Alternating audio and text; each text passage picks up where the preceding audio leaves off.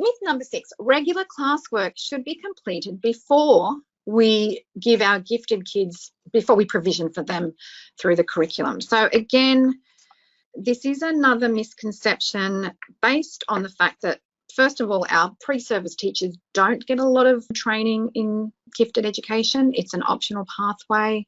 And so again, I'll see what your results are first, and then we'll discuss this myth. So let's see what people think. Yes, everyone needs to get the basic learning done. No, I don't think is false, or maybe I'm not really sure. So let's see what you think. Okay. Oh, fantastic. All right. So this is looking good. We've got 18% who think, yes, regular classwork should be completed. We've got 69% who are saying, no, actually, I don't think so. And we've got 14 sort of saying, well, maybe. And, you know, with that maybe, it could be about mastering some literacy or numeracy or something that is going to help the child get to the next piece or the next part of their learning. Let's have a look at the next slide.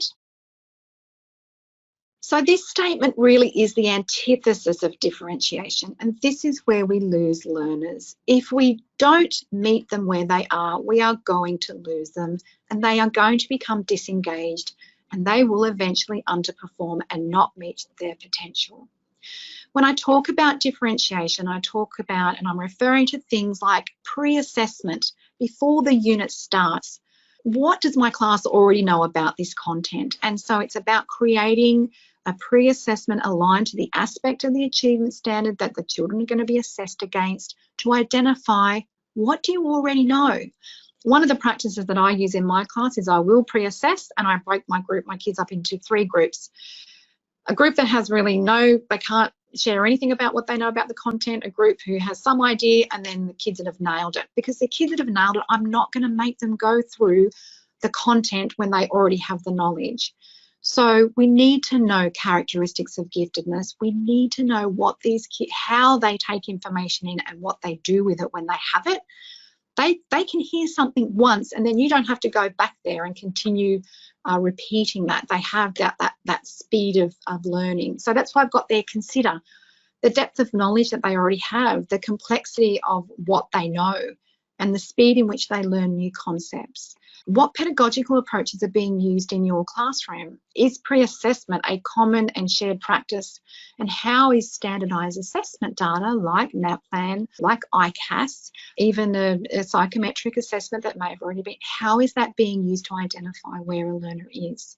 So know your students, know the curriculum, and then vary the pathways for those learners. I'm going to share with you on the next slide something that I hope really captured your attention. And here's just a little example of knowing your learners. Now, you look at this little graphic and think, okay, this is pretty basic. It's actually a sample of a response from a child at my school who was doing a SAGES assessment, which is a screening assessment for gifted elementary learners. It's an American tool, but it's one way that you can screen children for giftedness. Now, the little piece that I've taken out to share with you is this one. It says, which picture does not belong? Now, you can see that there are 5 options there, and you know, if you know your countries, you're going to see pretty quickly that you can see 4 continents and a shape that is not a continent. I'm going to confess, I didn't actually know what that shape was, but I knew based looking at the shape that it wasn't continent because it has that right angle. The thing is, when the little person in year 1 got to this question, and part of the assessment is I do read out, you know, which picture does not belong. His verbalising is what got me. Within about 3 seconds, he said to me, well, Texas isn't a state. Sorry, Texas isn't a continent, so that's the wrong one that does not, that's the one that does not belong. So he's in year 1, and within 1 or 2 seconds, he's identified the state of Texas. And so that's a little person that we're thinking, okay, what does that mean for the classroom? If his knowledge is that broad that he can identify in a task like that, the state of Texas, then I'm asking myself as his teacher, what does this mean for other things that he knows or is yet to know? And what does he do with information that does come into him?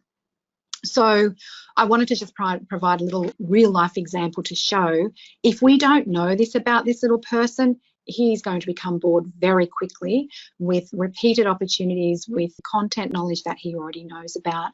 So our job is to know, what do you already know? Because if you already know it, I'm not going to keep teaching it to you. So ultimately, yep, this myth is busted.